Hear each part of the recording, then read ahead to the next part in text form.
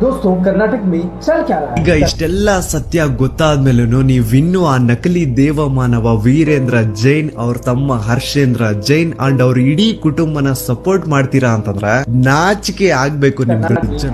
Saujanya case reopen हुआ है जिसमें यूट्यूब समीर ने फिर से न्यू वीडियो बनाकर लोगों में ಸಾಕ್ಷಿ ತಾನೇ ಕೇಳ್ತಾ ಇದ್ರಿ, ಸಾಕ್ಷಿ ತಾನೇ ಬೇಕಿತ್ತು ನಿಮ್ಗೆಲ್ಲ.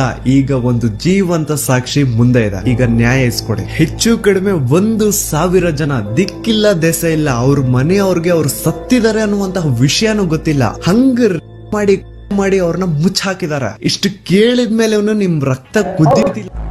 और धर्मशाला की पुलिस ने समीर पर एफआईआर लगाया है, एलिगेशन ये जनरेट से वीडियो बनाया.